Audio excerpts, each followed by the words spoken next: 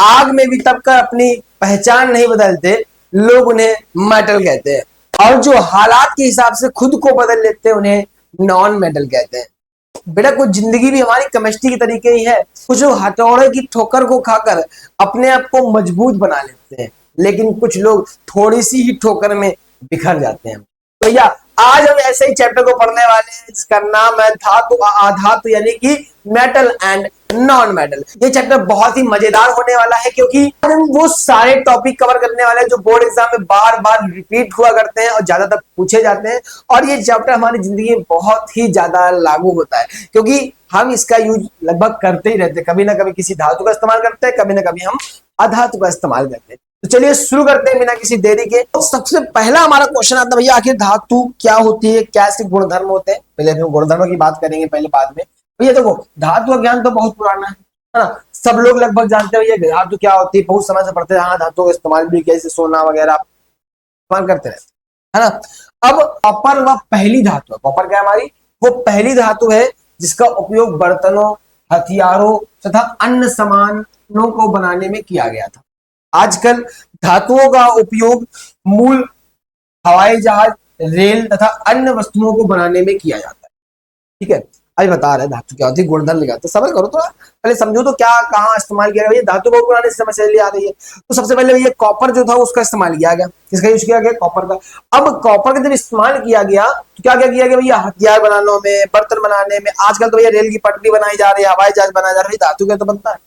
देखा क्या? देखा ट्रेन की पटरी ऊपर जो लोग बैठते चढ़ चढ़ के इतना मजबूत होता है, 10-10 लोग बैठ जाते, 5 फारूक गिरता नहीं है कि नहीं भैया? धातु बहुत काम की चीज रहता है।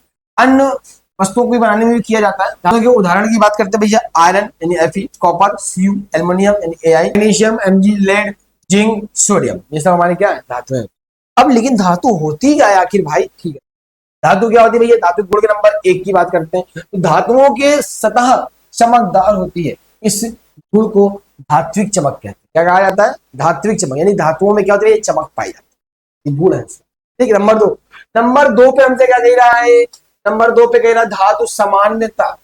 धातु सामान्यता कठोर होती है। प्रत्येक धातु को कठोरता अलग अलग होती है। ठीक है, अलग अलग धातुओं की कठोरता अलग अलग होती है। जैसे देखा, तुमने देखा होगा सोना है, सोना कठोर नहीं होता पर लेकिन बहुत सॉफ्ट रहेगा। 24 कैरेट सोना आप ले ले, तो जानते हो ना, 24 कैरेट प्योर गोल्ड इसको बोलते हैं।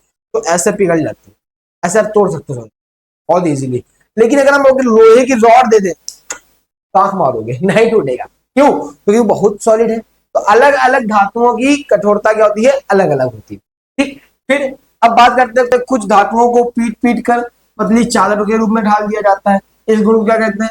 आधारत्वता। ठीक है, याद रहेगा। ठीक भाई, पीट पीट के धातु क्या कर सकते हैं? चादर बना सकते हैं। इसमें अलग सी चमक पाई जाती है। ठीक है, अलग अलग धातु अलग अलग कठोरता पाई जाती है। धातु सामान्यता ऊष्मा की सुचालक होती है। धातु क्या करते हैं? ऊष्मा की सुचालक होती है, ऊष्मा को ग्रहण करती है। देखा होगा आपने, लोहे की रॉड ले लो और गर्म करते जाओ, आप एक साइड से गर्म करो, दूसरा साइड अपने आप गर्म हो जाता है, पता ही नहीं होता है। तो धातुएं किसी कठोर सतह से टकराती है और आवाज उत्पन्न करती है, उन्हें ध्वनिक कहते हैं। क्या कहते हैं? ध्वनिक। किसी धातु जब टकराती है, आवाज क्या करती है? ध्वनि उत्पन्न करती है। जैसे लोहा ले लो, खट खट लड़ते हैं लोग, नहीं तलवार आया करती थी, आपस में लड़ाई किया करते थे, जो आवाज उत्पन्न करती है भैया वो क्या करती है? हमारी ध्वनिक कहलाती है। क्या कहलाती है? ठीक, फिर नंबर नेक्स्ट कह रहा है धातुओं को तार के रूप में खींचा जा सकता है। ठीक है, खींचा जा सकता है। धातुओं के इस गुण क्या कहते हैं? तान्यता कहा जाता है। याद रहेगा ये, धातु क्या कर सकते हैं? तार के रूप में भी खींच सकते हैं हम लोग। कठोर धातुएं आचारण, कॉपर, एल्युमिनियम, ये हमारी क्या होती है? कठोर धातुएं होती हैं। अगर हम बात करें नरम धातु कौन कौन सी होती है? सोडियम, पोटेशियम, ये हमारी क्या होती है? नरम धातुएं होती है। इससे अधिक आधार धातु कौन सी होती है? सोना, चांदी, सोना वगैरह जितना भी होता है उसको पीट पीट कर चादर के रूप में एकदम बना सकते। देखा होगा आपने ना, कि मुझे कड़ा वाला लोग पहनते हैं भैया, वो तो अंदर से चांदी का या लोहे का, ऊपर से सोने की परत चढ़ा लेते हैं, है ना, देखा होगा आपने। फिर ऊष्मा की सुचालक धातु जो होती है, चांदी और तांबा ज्यादा सुचालक होता है। ठीक है, और सबसे अधिक तन्य कौन सी धातु होती है? सोना। खींच के बिल्कुल तार सा बना सकते हैं, एकदम लंबा सा, आराम से। ठीक है, आजकल देखोगे इसलिए जेवर वगैरह जो लोग पहनते हैं, मंगलसूत्र, हीरा, जेवर गले में पहनते नहीं है, ये सब भाई देखा होगा बहुत हल्का हल्का, बहुत सस्ते मिलने लगा। अरे मतलब सोना सस्ता नहीं हुआ है, सोना तो वैसे महंगा हो गया है। ठीक है, उसमें तो घर चला जाएगा, घर जाएगा। ठीक, लेकिन अगर पूछोगे तो भैया बहुत हल्का वेट में भी कम, मतलब जैसे कि पहले जो हार वगैरह बनते थे लगभग 2 से 3 तोला चाहिए भैया, 2 तोला तो होना ही चाहिए तब जाके बनेगा। 2 तोला मतलब 20 ग्राम, लेकिन आजकल 2 ग्राम 3 ग्राम में बन जाता है। क्यों? सस्ता नहीं हुआ, सोना तो महंगा ही है, लेकिन उसको इतना पतला करके ऐसे ऐसे बनाते हैं, उसको कैरेट कम कर देते हैं, प्योर रखते नहीं, उसमें मिक्सअप कर देते हैं चीजों का, जैसे कि मान लीजिए उसी में चांदी मिला दी, उसी में तांबा मिला दी, इस प्रकार से बना के कॉपर वगैरह मिला के बनाते हैं। तो थोड़ा वेटेज हल्का होता है, उसकी वैल्यू कम होती है, वो अशुद्ध होता है, प्रकार से लोकल है, ठीक है। 24 कैरेट प्योर गोल्ड आता है, लेकिन 24 कैरेट आप खरीद सकते हैं, कोई दिक्कत नहीं है, लेकिन उसका इस्तेमाल नहीं कर सकते डेली वगैरह में, ना पहन सकते, कभी कभार पहन लेते पहन, ठीक है। लेकिन आप 22 कैरेट प्योर गोल्ड है आज के समय, कभी मिक्स होता है थोड़ा बहुत, पर लेकिन इसकी वैल्यू कम नहीं होती। वैसे टोटल तो 24 कैरेट वाला आता है, लेकिन हम 22 कैरेट खरीदते हैं, और इसके नीचे जो व्यक्ति खरीद रहा है वो बेकार है, ठीक है। सोना कम खरीदे पर लेकिन 22 कैरेट पहले, ठीक है, याद आएगा बेटा, इतना तुमको भी। फिर क्या कह रहा है, उष्मा की कुछ अलग होती है धातु में, लेड और मरकरी उष्मा की कुछ अलग होती है, ठीक है। देखा वगैरह हमारे बुखार वगैरह नापने में आता है ना, थर्मामीटर, तो उसमें मरकरी नहीं पा रहे तो भरा होता है, उसी से बुखार नापा जाता है, देखा होगा। अब बात करते हैं धातुओं के रासायनिक गुणों की बात कर ले, ठीक है। अब रासायनिक गुण धातुओं के क्या होते हैं, धातुओं का दहन करना, ठीक है। तो धातु ऑक्सीजन से क्रिया करके ऑक्सीजन से क्रिया करके क्या करती है, धातु ऑक्साइड बनाती है, जैसे कि बात कर लेते हैं। तो सी यू हमारी क्या भैया, धातु है, प्लस ऑक्सीजन क्रिया के बना क्या बनाया, सी यू, है ना, सी यू ओ बना दिया, ठीक है। यहाँ पे देखिए हमारे पास ए आई हमने ले लिया है, तो ए आई की हम क्रिया कैसे करा रहे हैं, O2 से कराते हैं, तो क्या बनता है हमारे पास, Al2O3 बने, ठीक है। लेकिन यहाँ पे ये फोन हो जाएगा, जी नहीं होता कुछ भी, ठीक, बैलेंसिंग में थोड़ा गलत छप गया। ठीक है, कह रहा है उभयधर्मी ऑक्साइड, ठीक है, ऐसी धातु ऑक्साइड जो अम्ल तथा क्षार दोनों से अभिक्रिया करती है, किससे करती है, अम्ल और क्षार से अभिक्रिया करके लवण तथा जल बनाती है, क्या बनाती है, लवण बना देगी, जल बना देगी, उभयधर्मी ऑक्साइड क्रिया कहलाता है ना। तो उभय देखो, अब हमने क्या किया, इसको किसके लिए, अम्ल और क्षार लेने, अम्ल हमारे पास क्या, Al2O3, है ना, और क्षार हमारे पास HCl हो जाएगा, तो जब दोनों से क्रिया करा तो हमारा H2 निकल गया, क्या निकल गया, जल, है ना, और सीधे क्या बचा, AlCl3, है ना, ये हमारा क्या बन गया, ये हमारा बन गया भैया लवण, ठीक। सेम नीचे देखो जी, यहाँ पे Al2O3 दिया गया, NaOH हमारा क्या हो गया, क्षार हो जाएगा, ठीक है। दोनों से क्रिया करके हमारा जल निकल गया, शेष में क्या बना, NaAlO2 बन जाएगा। अब हम बात करते हैं एनोडीकरण की, तो सुनना क्या होता है ध्यान से। तो एल्युमिनियम पर एक मोटी ऑक्साइड की क्या कर देते हैं, परत बनाने की प्रक्रिया क्या है, एल्युमिनियम का एक मोटी परत ऑक्साइड की करनी, परत बनाने की प्रक्रिया है। वायु के संपर्क में आने पर, वायु के संपर्क में आने पर एल्युमिनियम पर ऑक्साइड की पतली ऑक्साइड की पतली परत का निर्माण होता है। एल्युमिनियम ऑक्साइड की परत, एल्युमिनियम ऑक्साइड की परत से संक्षरण से बचती है, क्या होती है, एल्युमिनियम में अगर हम ऑक्साइड की परत लगा देते हैं, ये परत बन जाती है, तो संक्षरण से क्या हो जाती है, बच जाती है। इस परत को मोटा करके इसे संरक्षण से अधिक सुरक्षित किया जा सकता है। जब इसको मोटी कर देंगे भैया, संरक्षण से क्या कर जाएगा, एल्युमिनियम अधिक सुरक्षित हो जाती है, ठीक है। एनोडीकरण के लिए एल्युमिनियम की एक साफ वस्तु को एनोड बनाकर धातु सल्फ्यूरिक अम्ल के साथ इसका विद्युत अपघटन किया करवाया जाता है। मतलब हमने क्या किया, धातु एल्युमिनियम की एक छड़ ली, वो भी साफ सुथरी होनी चाहिए, इसको क्या कर देते हैं हम लोग, सल्फ्यूरिक अम्ल से क्या कर देते हैं भैया, विद्युत अपघटन करा देते हैं, क्या करा देते हैं, विद्युत अपघटन। तो उसके ऊपर क्या होती है, एक लेयर जम जाती है, लेयर जम जाती है ऑक्साइड, पतली लेयर जम जाती है। इतनी मोटी करते जाओगे उसका संरक्षण उतना देर में होगा, उतनी बढ़िया बन जाएगी, तो समय तक वो छिल, लेकिन अगर उसको पतली रखोगे संरक्षण क्या होगा, जल्दी जल्दी होने लगता है, याद रहेगा। आगे बढ़ते हैं, आगे हमसे क्या कह रहा है भैया, आगे चलो भाई साहब, बात ही नहीं हमारी उसकी तरह है ना, बात सुनने की आदि नहीं हम कहते हैं। धातुओं को जल के साथ क्रिया कराते हैं भाई, धातु चैप्टर तो अलग अलग चीज क्रिया करा के देखेंगे हम लोग, अब जल से कराएंगे।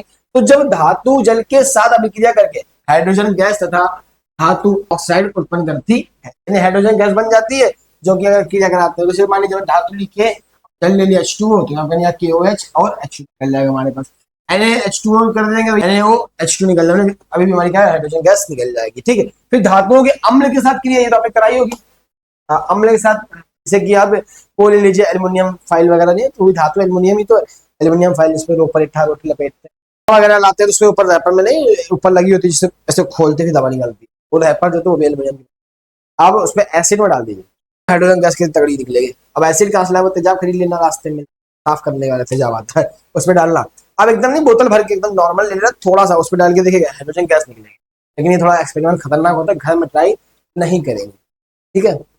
अब हम ट्राई क्यों नहीं करना भैया, क्योंकि तो वो फ्लैक्स में तुम रखोगे तो ये वो एसिड है, तेजाब है, ठीक है, समझते हो तेजाब क्या कर सकता है, क्रिया तुम सुनते रहते होगे, उसमें तुमने डाला और हाइड्रोजन गैस निकल रही है, तो स्मेल करेगी वो अलग सी, ठीक है। और साथ में क्या होगा, गैस जो है हानिकारक है, जैसे तुम माचिस छुओगे वहां से जलेगी, वो भयंकर तरीके, समझ पा रहे हो। तो धातु अम्ल के साथ अभिक्रिया करके संगत लवण तथा हाइड्रोजन गैस देती है। तो भैया देखो हमने क्या किया, ये क्या कहते धातु अम्ल के साथ क्या करती है, हाइड्रोजन गैस देती है। फिर धातु की लवणों के साथ अभिक्रिया करा देते आओ, ठीक है। तो धातु सभी धातुओं की क्रियाशीलता के अंतर होता है, ये किसमें होता है, सभी धातुओं की क्रियाशीलता जो होती है अंतर होता है। जैसे कि तुम देखोगे तो कुछ धातुएं क्या होती है, जल्दी रिएक्शन करती है, फट से डाला तो रिएक्शन तैयार। जैसे हाइड्रोजन गैस की बात कर रहा तो थोड़ा टाइम लेता, समय लेता है, लेकिन बनती है गैस, ठीक है, तुरंत नहीं बनती है। तो सभी की क्रियाशीलता में क्या होता है, अंतर होता है। अधिक अभिक्रियाशीलता वाले धातु अपने से कम क्रियाशीलता वाली धातु के साथ यौगिक के विलयन पर यह गलित अवस्था में विस्थापित कर देती है। यानी कि कम क्रियाशीलता वाली धातु अगर हम अधिक क्रियाशीलता के साथ मिलाते हैं, भैया एक क्या बन जाएगी, गलित अवस्था, मतलब गलने लगेगी द्रव अवस्था में, उसका एक साथ। जैसे आपने देखा ना ब्रेड मक्खन आता है, अरे ब्रेड मक्खन कह रहा है, बटर आता है, भैया जैसे क्रियाशीलता कम होती है, जैसे बाहर रखोगे गलने लगता है, द्रवित अवस्था में गलित होने लगता, होता कि नहीं होता, इस प्रकार से, ठीक है। ए प्लस बी का लवण मिलाया जाता है तो बी, ए का लवण विलयन धातु है बी, ठीक है। तो ये ए का जो अगर लवण है तो विलयन धातु हमारी क्या बन जाएगी, बी बन जाएगी। आए समझ में। फिर आगे क्या कह रहा है, आगे कह रहा है एक्वारेजिया, ये क्या होता है भैया, ये रॉयल जल का लैटिन शब्द है। यह 3:1 के अनुपात में सांद्र हाइड्रोजन क्लोराइड अम्ल एवं सांद्र नाइट्रिक अम्ल का ताजा मिश्रण होता है। याद रहेगा किसका किसका होता है भाई साहब, सांद्र हाइड्रोजन क्लोराइड व सांद्र नाइट्रिक अम्ल का क्या होती है, मिश्रण होता है, क्या होता है, मिश्रण, ठीक है। अब आगे देखिए, आगे कह रहा है यह गोल्ड को भी गला सकता है एक्वेजियस भवकता द्रव होने के कारण, भवकता मतलब गर्म पानी जैसा होता है ना, जैसे तेजाब देखा ना आपने अभी पिक्चर वगैरह में देखा होगा, एकदम पानी भरा होता है, फिर एकदम खौल सारा होता है पानी। तो कई बार वो लोग जो विलन का रोल करते हैं, कई बार लोगों को लाते हैं उसी में डाल देते हैं, आराम से पूरा शरीर से हड्डी हड्डी तक गायब हो जाती है, उसी में डालते रहते हैं ना, उस द्रव की बात कर रहे हैं, ठीक है। फिर ये प्रबल क्षारक है या गोल्ड एवं प्लेटिनम जैसी धातुओं को गलाने में सामर्थ होता है, जो गोल्ड वगैरह है उसको पिघलाने में क्या करता है, ये काम आता है, ठीक है, याद रहेगा। फिर याद रहेगा एक्वारेजिया क्या होता है भैया, ये ऐसा द्रव होता है जिसमें क्या पाया जाता है, हाइड्रोक्लोराइड व नाइट्रिक अम्ल पाया जाता है, जिसको मिला के एक ऐसा द्रव होता है, इतना प्रबल होता है किसी धातु को पिघलाने के लिए काम आता है। ठीक है, भाप वगैरह से निकलती रहती है, आपने देखा हो कभी पिक्चर वगैरह में, ठीक है। आगे बात करते हैं सक्रियता श्रेणी क्या होती है भैया, सक्रियता, ठीक है, धातुओं की क्रियाशीलता को अवरोही क्रम में व्यवस्थित करने पर जो सूची प्राप्त होती है उसे सक्रियता श्रेणी कहते हैं। मतलब धातु अपनी अपनी क्रिया जो करते हैं, किसी की ज्यादा होती है किसी को कम होती है, तो उसको क्या करते हैं, अवरोही क्रम में लगा देते हैं, इसे सक्रियता श्रेणी कहते हैं। जैसे सबसे अधिक सक्रियशीलता धातु सोडियम पोटेशियम, फिर सबसे कम सक्रिय धातु गोल्ड प्लेटिनम, ये सबके सबसे कम क्रियाशील होती है, इसीलिए हम लोग पहनते हैं। लेकिन सोडियम वगैरह थोड़ी पहन के घूमोगे, सोडियम तुम ले लो हाथ में, थोड़ी देर बाद आग पकड़ लेगा, है ना। सोडियम को एक लिक्विड में डुबो कर रखा जाता है ताकि वो आग ना पकड़े, जिससे तो उसको बाहर निकालो थोड़े समय बाद निकल लेगा, आग पकड़ लेगा, इसलिए सोडियम को लेकर नहीं घूम सकते, क्योंकि अधिक क्रियाशील धातु है ये। लेकिन अब सोना को पहन के घूम सकते हो, कोई दिक्कत नहीं, तो लेकिन हाँ ये भी थोड़ा क्रिया करती है, पता कोई आगे छीन के ले गया, ये वाली क्रिया हो जाती है, ठीक। अब जैसे बात करते हैं आधातु क्या होती है, ठीक है, तो आधातुएं क्या होती है, धातुओं की तुलना में आधातुओं की संख्या कम होती है, ठीक है। उदाहरण सल्फर, आयोडीन, ऑक्सीजन, फिर हाइड्रोजन, ये सब हमारी क्या आधातुएं होती है। फिर अब आधातुएं क्या होती है, इसका उल्टा कर दो, कुछ गुण जो उसके थे, इसे करेंगे। देखो ब्रोमीन ऐसी धातु है जो द्रव अवस्था में होती है, किस अवस्था में होती है, द्रव अवस्था में होती है। इसके अलावा सभी धातुएं ये या तो ठोस या तो गैस अवस्था, बाकी धातुएं अधातुएं बची, मतलब अधातुएं बची उस समय या तो द्रव अवस्था में होंगी, सॉरी या तो ठोस अवस्था में होंगी या तो गैस अवस्था में। केवल ब्रोमीन जो होता है वो किस अवस्था में होता है, लिक्विड अवस्था में, ठीक है। अब अधातु गुण की बात करें तो अधातु क्या होती है, वर्धन नहीं होती, मतलब इसको पीट के चादर बनाना पॉसिबल है। फिर नंबर 2, ये धातुएं तन्य नहीं होती हैं, ये भंगुर होती है, मतलब इन लोग ठीक है चादर नहीं बना सकते हो। अगर तुम सोडियम ले लो, सोडियम जैसे कि पनीर देखा है आपने, उस तरीके से लगता है एकदम, ठीक है, तो उसको जैसे आप ले लो तो उसको सोडियम को खींच के बना नहीं सकते, कुछ बढ़ेगा थोड़ी ना, रबड़ की तरह होता है, लेकिन तन्य नहीं हो सकता, एकदम पतली तार नहीं बना सकते हो, ठीक है। ये भंगुर होती है, भंगुर मतलब टूट जाएंगे तो खींचते, ठीक। फिर इसके बाद क्या कह रहे हैं, धातु में ऊष्मा की कुचालक होती है। ऊष्मा क्या होती है, कुचालक होती है, वो सुचालक थी, उसमें ग्रहण कर सकती है, ग्रहण कर सकती है। फिर धातुओं में चमक नहीं होती है, अधातुओं में चमक नहीं होती है, अधातुओं के गलनांक एवं क्वथनांक अपेक्षाकृत कम होता है। क्या होता है, धातु की तुलना में इसका गलनांक क्वथनांक सब क्या होता है, बहुत कम, याद रहेगा। फिर आगे क्या कह रहा है, धातु अधातुओं की रासायनिक, है ना। अब रासायनिक अभिक्रिया की जब बात करने जा रहे हैं तो ऑक्सीजन के साथ अधातुओं की अभिक्रिया करते हैं, क्या के साथ, ऑक्सीजन की जब हम अधातुओं की क्रिया करते हैं तो अधातु ऑक्सीजन के साथ अभिक्रिया करके, इसके साथ अभिक्रिया करके अम्लीय ऑक्साइड बनाती है। क्या बनाती है, अम्लीय ऑक्साइड, यानी कि जब हम C+O2 की क्रिया कराते हैं तो CO2 बनता है, हमारा अम्लीय ऑक्साइड तैयार होता है, याद रहेगा।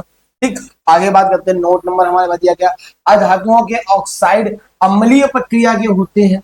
अधातुओं के ऑक्साइड क्या होती है, अम्लीय प्रक्रिया के होते हैं एवं जल में घुलकर अम्ल बनाते हैं। जल में घुलकर क्या बनाते हैं, अम्ल बनाते हैं। देखो CO2 + H2 बनाया तो H2 + CO2 नहीं, कार्बनिक अम्ल बनेगा, बना कि नहीं बना, यानी कि जल के साथ जब घोल दिया जाएगा अधातु ऑक्साइड तो क्या होता है भैया, अम्ल का निर्माण कर देते हैं। तो वो जितने भी इसमें नोट्स पॉइंट दिए गए वो बहुत ही ज्यादा इंपॉर्टेंट है, ठीक है, उसको ध्यान रखिएगा। आगे बढ़ते हैं, फिर अम्ल के साथ अभिक्रिया करते हैं अधातु की, तो अधातु सल्फ्यूरिक अम्ल के साथ जब क्रिया करता है तो नाइट्रिक अम्ल के साथ अभिक्रिया करता है। सल्फ्यूरिक अम्ल के साथ या नाइट्रिक अम्ल के साथ क्रिया कराएंगे, अभिक्रिया करते हैं, ठीक है। तो क्या होता है भैया, हमने क्या ले लिया, सल्फर ले लिया, H2SO4 से क्रिया करा तो क्या बन गया, HO2 बन गया, और क्या बन गया हमारा, H जल निकल जाएगा, है ना। और जब P की क्रिया करते हैं HNO3 का क्रिया कराया तो ये क्या निकला, H3PO4 निकला और SHO2 निकला, और क्या निकला, जल निकला, जल जरूर निकले क्रिया करने पे। फिर क्लोरीन के साथ अभिक्रिया करा दिया जाएगा तो क्या होगा भैया, तो धातु की क्रिया क्लोरीन के साथ कराएंगे तो अभिक्रिया कराने का क्या करता है, क्लोराइड बनाती है। क्या बनाती है, क्लोराइड बनाती है। जैसे देखो S+Cl2 का नाम है, ठीक है, जब S+Cl2 करे तो H2Cl2 बनाएंगे, सल्फर मोनो क्लोराइड बन जाता है। क्या बन जाता है, सल्फर मोनो क्लोराइड बनेगा। फिर हाइड्रोजन की अभिक्रिया जब करा देते हैं भैया तो अधातु की क्रिया जब हाइड्रोजन के साथ कराते हैं, ठीक है, तो अभिक्रिया करके सहसंयोजक हाइड्रोजन बन जाते हैं। क्या बनते हैं, सहसंयोजक हाइड्रोजन, यानी कि H+ यानी कि H2+ अगर हम S करते हैं तो क्या बनता है, H2S बनता है, ये गलत है ना, H2S बन जाता है, तो इसका निर्माण हो जाता है, ठीक है। आप बात करते हैं उत्कृष्ट गैसों का नाम, भैया उत्कृष्ट गैसें कौन कौन सी होती है हमारे पास, हीलियम, नियॉन, आर्गन, जिलॉन, ये सब उत्कृष्ट गैसें, मतलब अक्रिय गैसें, इनका कोई इस्तेमाल नहीं है। द्रव अवस्था में पाई जाने वाली धातु मरकरी होती है हमारे पास, ठीक है। ऐसी धातु में जिन्हें रखने पर पिघलने लगती हैं, और सीजियम, ये सब धातु हथेली पे रखने पर पिघलने लगती है। जैसे अगर देखा होगा आपने, एक सॉल्ट लिक्विड आता है जिसमें पूसा मारते ही टाइट हो जाता है, प्रेशर लगाते ही, और बाकी ऐसे लिक्विड अवस्था में होता है, इसे तुम करो तो लिक्विड बन जाता है ना, इस टाइप की धातुओं की बात कर रहे हैं। ऐसे अधातु जो चमकीले होते हैं उसे क्या कहते हैं, आयोडीन। क्या होता है, चमकीले नहीं है, पान नमक में आयोडीन है, होता है ना, वही वाला आयोडीन। ठीक, ऐसी आधातु में जो विद्युत के साथ सुचालक होती है, ठीक है, विद्युत क्या सुचालक होती है, ग्रेफाइट। ग्रेफाइट क्या होती है, विद्युत साथ सुचालक होती है। ये सब चीजें आपको बहुत इंपॉर्टेंट है, याद रखने वाली। अब बात करते हैं अपर रूप की, किसकी बात करते हैं भैया, अपर रूप की। तो कार्बन ऐसा अधातु है जो विभिन्न रूपों में पाई जाती है। कार्बन ही क्या करता है, विभिन्न रूपों में पाया जाता है। जैसे अब बात करें प्रत्येक रूप में अपर रूप कहते हैं, प्रत्येक रूपों को अपर रूप कहते हैं। हीरा कार्बन का अपर रूप है, ठीक है, यह सबसे कठोर प्रक्रिया का होता है। पहले है तो वो कोयला ही ना, कार्बन है, पर लेकिन जब उसको इतना अधिक प्रेशर पड़ गया, इतना ज्यादा प्रेशर पड़ गया इतने समय तक, लंबे समय तक, कि वो क्या बन जाता है, हीरा बन जाता है। यही जिंदगी में भी है, अगर आपको हीरा बनना है बेटा, क्या करना पड़ेगा, प्रेशर तो झेलना ही पड़ेगा। ये पढ़ाई का थोड़ा सा प्रेशर है, हीरा नहीं लगते क्या है ना, थोड़ा सा प्रेशर को लेकर पढ़ाई करने में हीरा बनो तो इसका गलनांक एवं क्वथनांक बहुत अधिक होता है, ठीक है। कार्बन एक अन्य अपरंत ग्रेफाइट है जो विद्युत का सुचालक होता है। तो क्या होता है, विद्युत का सुचालक भी होता है ना। आपने देखा होगा कि जो कार्बन होता है उसके अंदर ऊर्जा होती है, देखा होगा पुराने जमाने में कार्बन से कोयले से ही ट्रेन वगैरह चलाई जाती थी, उसमें अधिक ऊर्जा पाई जाती थी, है ना, इस वजह से। फिर आयनिक यौगिक क्या होते हैं भैया, आयनिक यौगिक क्या होते हैं, धातु से धातु में इलेक्ट्रॉन के स्थानांतरण से बने यौगिक को आयनिक यौगिक कहते हैं, या फिर वैद्युत संयोजक यौगिक कहा जाता है। जैसे एग्जांपल में NaCl, LiCl, Cl, CaCl2, CO, MgCl। जितने भी यौगिक है, जब अगर हम इलेक्ट्रॉनों को क्या करते हैं, अगर हम धातु से अधातु में इलेक्ट्रॉनों का स्थानांतरण करते हैं तो वहां पे किसका निर्माण होता है, आयनिक यौगिक। किसका निर्माण होता है, आयनिक यौगिक का। दूसरा क्या कि आयनिक यौगिक के गुण बताओ। अच्छा तो भैया भौतिक प्रकृति की बात करते हैं पहले। आयनिक यौगिक सामान्य ठोस या कठोर होते हैं। कैसे होते हैं, ठोस होते हैं और कठोर होते हैं। और क्या बोल रहा है, यो क्योंकि इन यौगिकों में विपरीत आवेशित आयनों के मध्य स्थित वैद्युत आकर्षण बल कार्य करता है। सामान्य रूप में इनकी प्रक्रिया भंगुर होती। मतलब सिंपल सी बात है, जब विपरीत आयन है हमारे पास, विपरीत आवेश है, वे उनके बीच में आकर्षण बल ही तो कार्य करेगा, है ना, वो तो कार्य करता है। ये किसी भंगुर, भंगुर मतलब तो समझते टूट जाते हैं जो, है ना, उस प्रकार से। अब बात करते हैं गलनांक व क्वथनांक की बात करते हैं हम लोग। किसकी बात करते हैं, गलनांक व क्वथनांक के अनुसार। तो आयनिक यौगिक का गलनांक एवं क्वथनांक बहुत अधिक होता है। क्या होता है, आयनिक यौगिक का गलनांक व क्वथनांक बहुत अधिक होता है, क्योंकि ये मजबूत वैद्युत वाहक बल के द्वारा जुड़ी होती है। कि जब भाई देखो, जब माइनस प्लस इधर से उधर होता है कब होगा, जिसके पास माइनस कम होगा उसी के पास तो जाएगा, या फिर जिसके पास प्लस कम होगा उसके पास जाएगा। जब आपस में लेन देन हो गया, अब दोनों मजबूत हो गए।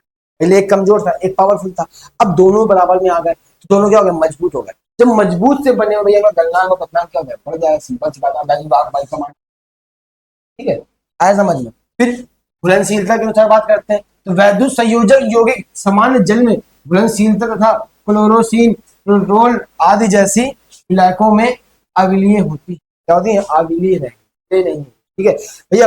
इन नॉर्मल चीजों में क्या होती है, वो विलय होती है, अविलीय है, ठीक है। पेट्रोल वगैरह में भी नहीं। ठीक, आगे बढ़ते हैं। विद्युत चालकता के अनुसार बात करें तो ठोस अवस्था में आयनिक यौगिक विद्युत का चालन नहीं करती। ठोस अवस्था में जो भैया ये रहती हैं, विद्युत का चालक नहीं करती भाई, धारा प्रभावित नहीं। परंतु आयनिक यौगिक गलित अवस्था में विद्युत का चलन करती है। यानी जब गलित अवस्था में आ जाती है धीमे धीमे, वे क्या करती, धारा का प्रवाहित करने लगती है। सिंपल सी बात, धारा का प्रवाहित वही करेगा जिसके अंदर द्रव इलेक्ट्रॉन अवस्था पाई जाती है, इलेक्ट्रॉन पाया जाएगा। अब इस ठोस है, इलेक्ट्रॉन है ही नहीं अंदर, तो ये कोई धारा प्रवाहित नहीं हो पा रही है। ठीक, अब धातुओं की प्राप्ति। पृथ्वी की भूपर्तीय में प्राकृतिक रूप से पाए जाने वाले तत्वों को यौगिक या खनिज कहते हैं। क्या कहा जाता है, यौगिक या खनिज कहते हैं। जिन खनिजों में कोई विशेष धातु काफी अधिक मात्रा में होती है, जिसे निकालकर लाभकारी होता है, उन्हें खनिजों को अयस्क कहा जाता है।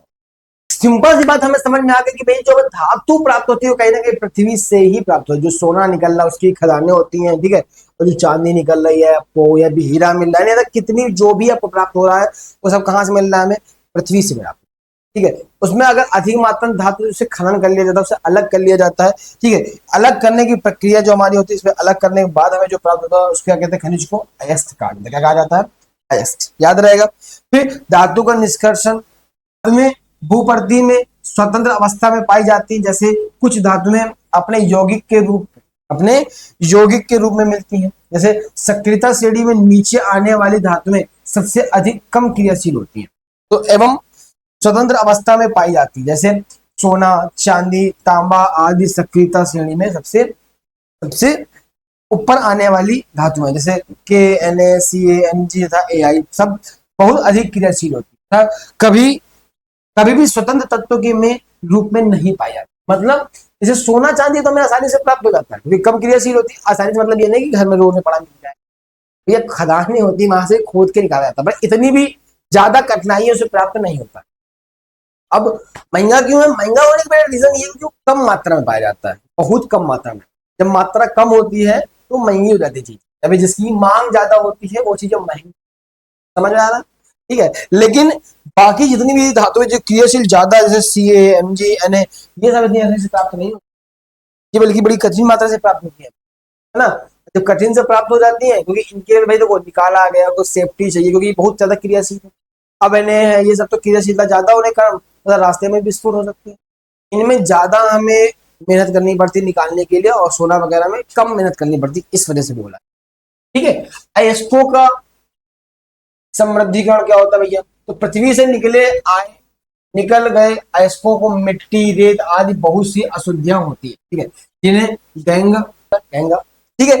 अयस्कों से सर्वप्रथम गंगा को हटाया जाता है, मतलब जितनी भी अशुद्धियां लगी हुई हैं उनको हटा दिया जाता है, फिर एक्स एवं गंगा के भौतिक व रासायनिक गुण धर्मों के आधार पर विभिन्न विभिन्न तकनीकों का उपयोग करके वो हटाने में किया जाता है। यानी कि जितनी भी हमें ये धातुएं प्राप्त हुई है, अयस्क बनी मतलब प्राप्त हुए, उनको हमें शुद्ध करना पड़ेगा ना, अलग करना पड़ेगा। जितनी भी अशुद्धि लिप्टी होती है उसे क्या कहते हैं, गंगा कहा जाता है, उसे हम लोग अलग कर देते हैं। इस प्रक्रिया को इसको का समृद्धिकरण कहलाता है हमारा। तो सक्रियता श्रेणी में नीचे आने वाली धातुओं के निष्कर्षण, ठीक है, इनको किस प्रकार से करते हैं। तो सक्रियता श्रेणी में नीचे आने वाली धातुएं कम अभिक्रियाशील होती हैं।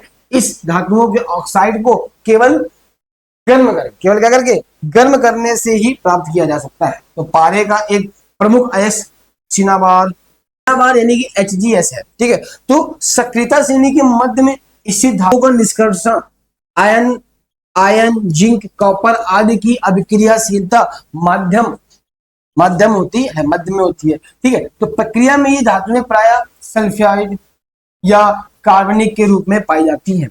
मतलब इससे में ये समझ में आता है भैया कि जिसकी क्रियाशीलता कम होती है सबसे ज्यादा, जैसे कि सोना चांदी वगैरह की क्रियाशीलता कम है, इसलिए ये हमें शुद्ध अवस्था में ज्यादा हमें इसके लिए मेहनत करनी नहीं पड़ती, ये हमें प्राप्त हो जाती है। लेकिन जितनी भी हमारी बाकी धातुएं जिसकी क्रियाशीलता अधिक है, मध्य में है, वो सबको क्या होती है, हमें अलग अलग फॉर्म में प्राप्त होती है, पर हम उन्हें क्या करते हैं फिर अलग से प्राप्त करते हैं। जैसे एग्जांपल हमारे एक और दे सकते हैं, पेट्रोलियम है, ठीक है। पेट्रोलियम क्या होता है, प्राप्त होता है। अब कोई सोच रहा हमें पेट्रोल निकलना नहीं भाई, पहले हमें केवल पेट्रोलियम प्राप्त होता। अब पेट्रोलियम निकल आया तो हम उसको फिर शुद्धिकरण करते हैं, उससे हम पेट्रोल निकालेंगे। सबसे पहले निकलता पावरफुल पेट्रोल, जो क्या पड़ता है, जैसे एरोप्लेन वगैरह जो होते हैं, हेलीकॉप्टर, उनमें पड़ता है, उनमें अलग पेट्रोल डाला जाता है। तो इस पेट्रोल छोड़ने लगा तो फिर काम चलेगा नहीं। तो जो तुम्हारे पेट्रोल पंप में लाइन लगा खड़े होंगे वो लोग भी हेलीकॉप्टर लेके अपना भैया पेट्रोल डाल दो उसके लिए अलग से पेट्रोल आता है, वो पेट्रोल थोड़ा महंगा निकलता है पहले। फिर दूसरा वाला पेट्रोल आता है, ये वाला जो लोग गाड़ी वगैरह डालते हैं, फिर डीजल निकलता है, फिर मिट्टी का तेल निकलता है, इस तरह की सारी चीजें निकलती है। फिर उसके बाद जितना कचरा बचता है उस कचरे का यूज करते हैं किसमें, ब्यूटी प्रोडक्ट्स बनाने में। देखते ना भैया, यहाँ क्रीम लग रही, वहां क्रीम लग रही है, ये सब कहाँ से बन रहा है, उसी कचरे से बनाया जा रहा है। अब लोगों को कचरा लगाने की आदत से क्या करें, ग्लो है ही नहीं चेहरे में, झड़ चुके हैं बेचारे ठीक है। अब भर्जन क्या होता है हमारे पास, तो भैया ये भी एक प्रक्रिया होती है, किसके काम आती है, ये सल्फाइड अयस्क को वायु की उपस्थिति में अधिक ताप पर गर्म करने पर या ऑक्साइड में परिवर्तन हो जाती है। किसमें परिवर्तित हो जाती है, ऑक्साइड में परिवर्तित होती है। यह प्रक्रिया भर्जन प्रक्रिया कहलाती है। जैसे Zn ऐसा हमारे पास है और O2 यानी ऑक्सीजन के साथ रखेंगे तो Zn हमारा अलग Zn ऑक्साइड बन जाएगा, तो SO2 बन, ठीक है। यह भर्जन प्रक्रिया कहलाती है हमारे पास। आगे बढ़ते हैं, आगे हमारे पास क्या कह रहे हैं, ठीक है। निस्तापन क्या होता है, तो कार्बोनेट अयस्कों को सीमित वायु में अधिक ताप पर गर्म करने से, सीमित वायु में अधिक ताप से गर्म करने से यह ऑक्साइड में परिवर्तित हो जाता है। इस प्रक्रिया को निष्पादन, ठीक है भैया। हमने क्या बताया, जो हमारे पास कार्बोनेट अयस्क हैं उन्हें अधिक ताप पर गर्म करने से, जिसे हम अधिक ताप पर गर्म करते हैं भैया हमारे पास क्या होता है, ये अलग NO प्लस CO2 इस तरीके से बन जाए, इसे बोलते हैं, याद रहेगा। अगर हम बात करें इसकी, अब बात करते हैं अभिक्रिया क्या होती है भैया, आयन ऑक्साइड Fe2O3 के साथ एल्युमिनियम की अभिक्रिया का उपयोग, एल्युमिनियम का अभिक्रिया का उपयोग रेल की पटरियों को एवं मशीनों को पुर्जों को दरारों को जोड़ने में किया जाता है, ठीक है। इस अभिक्रिया को ही कहा जाता है, ठीक है, थर्मिट अभिक्रिया। थर्मिट अभिक्रिया क्या होती है भैया, देखो सिंपल सी बात। अब जैसे रेल की पटरी आपने जोड़ी, ठीक है, तो रेल की पटरी ऐसी होती है, बीच में स्पेस होता है, थोड़ा नहीं जुड़ा, देखा होगा अभी भी कई जगह पटरी जिसपे छोड़ा भी जाता है, जो छोड़ा क्यों जाता है ये भी बताते हैं। छोड़ा इसलिए जाता है जब रेल पटरी लगातार चलते तो रेल गर्म हो जाती है, मतलब पटरियां, तो गर्म होने पर धातु क्या होती है, जितनी गर्म करते हैं साइज मतलब लंबाई बढ़ती होती है, लंबाई बढ़ती होने के बाद वो आपस में जुड़ जाएंगी। अब सोचो अगर स्पेस ना छोड़े तो कैसे क्या होगा, अब स्पेस तो छोड़ा ही नहीं गया तो क्या जुड़ जाएंगी कहाँ, पटरी टेढ़ी हो जाएगी। अब ट्रेन फिर कहाँ जाएगी, एक्सीडेंट हो जाएगा, इसलिए थोड़ा स्पेस छोड़ जाता है। लेकिन कहीं कहीं पे जब लाइन लंबी होती है वहां पे हमें पटरी को जोड़ना होता है, टूट गई किसी कारण बस, तो जोड़ने के लिए किस प्रक्रिया का यूज करते हैं, थर्मिट अभिक्रिया। ये क्या करती है, जितना भी जैसे लोहा होता है उसको उसमें डाला जाता है, ठीक है, वो उसको गर्म करेगी, गर्म करने के बाद एकदम उसी साइज में साँचा बना होता है उसी में ढल जाता है। फिर गर्म करते हैं, जैसे FeO3 है, AI है, ठीक है, उसका अभिक्रिया कराएंगे तो Fe अलग हो जाएगा और उष्मा हमारे पास उष्मा निकलेगी तो गलन अवस्था में आ जाएगा, पूरा गलने लगेगा, वापस से क्या अच्छी बन जाएगी, लोहा गला भी चुकेगा।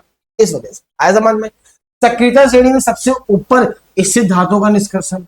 अब सक्रियता श्रेणी में जो सबसे ऊपर धातु है उनका क्या होता है, फिर कार्बन के द्वारा सोडियम मैग्नीशियम, कैल्शियम, एल्युमिनियम आदि की ऑक्साइड का अपचयन करके उन्हें धातु में परिवर्तित नहीं किया जाता, धातुओं में परिवर्तित नहीं किया जा सकता। इन धातुओं को विद्युत अपघटनीय अपचयन द्वारा प्राप्त किया जा सकता है। मतलब कि ये जितनी भी धातुएं हैं, इनको जितनी भी चीजें प्राप्त होती हैं, इनको हम धातु में परिवर्तित नहीं कर सकते, लेकिन इसको क्या करते हैं फिर हम लोग, इसका विद्युत अपघटनीय अपघटन द्वारा प्राप्त किया जाता है। किस द्वारा प्राप्त करते हैं इनको? विद्युत अपघटनीय अपघटन द्वारा प्राप्त करते हैं। ठीक है, तो धातुओं की परिष्करण क्या होता है भैया? विभिन्न अपचयन प्रक्रियाओं में, विभिन्न अपचयन प्रक्रियाओं से प्राप्त धातुओं पूर्ण रूप से शुद्ध नहीं होती है। जितनी धातुओं में प्राप्त होनी है वो पूर्ण रूप से शुद्ध नहीं होती है। सोना भी है तो क्या पूर्ण शुद्ध थोड़ी प्राप्त होता है, उसमें मिक्सअप होता है, सब चीजों में पूर्ण रूप से शुद्ध नहीं होती है। तो धातुओं से अपद्रव हटाने के लिए, जो मिश्रण लगा हुआ है, गंदगी लगी हुई अशुद्धि है, हटाने के लिए सबसे अधिक चलित विधि विद्युत अपघटनीय परिष्करण विधि है। विद्युत अपघटनीय परिष्करण विधि कहलाती है। आगे बढ़ते हैं, अब हम बात करते हैं विद्युत अपघटनीय परिष्करण की। ठीक है, क्या होता है भैया? कॉपर, जिंक, टीन, चांदी, सोना जैसी अनेक धातुओं को विद्युत अपघटन द्वारा क्या करते हैं?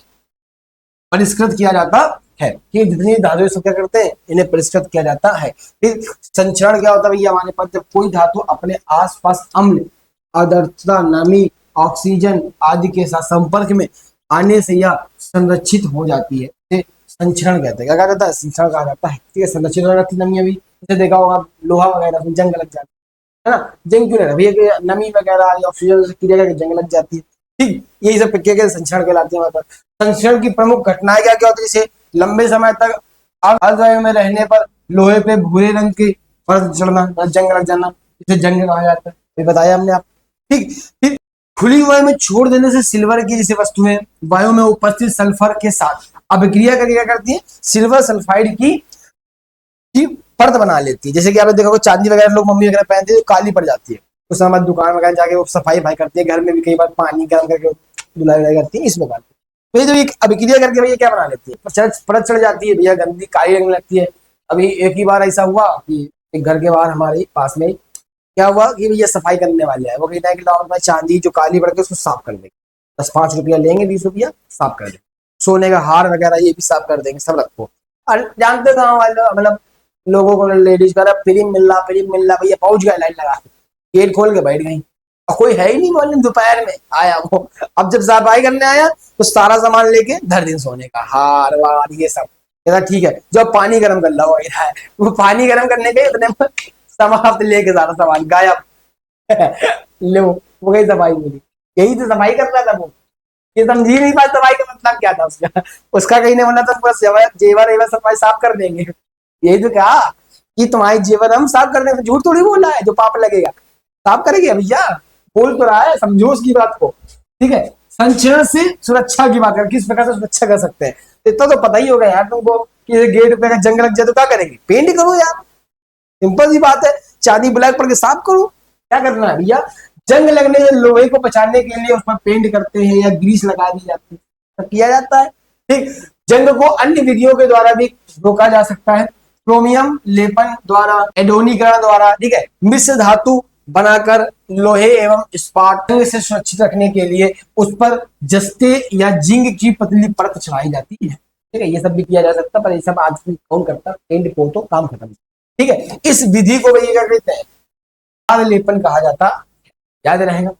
ठीक है, अगर हमारे पास क्या दिया गया, मिश्र धातु क्या होती है? क्या दो या दो से अधिक धातुओं को समांगी मिश्रण हमारे क्या कहता है? मिश्र धातु कहलाती है। दो या दो से अधिक धातुओं में मिला देते हैं, मिश्र धातु कहलाती है। आपको अभी तक कॉन्सेप्ट में कोई भी प्रॉब्लम आ रही है कमेंट करो। ठीक है, और मिलते हैं हम लोग अगले एपिसोड में इससे भी बेहतरीन लेक्चर के साथ।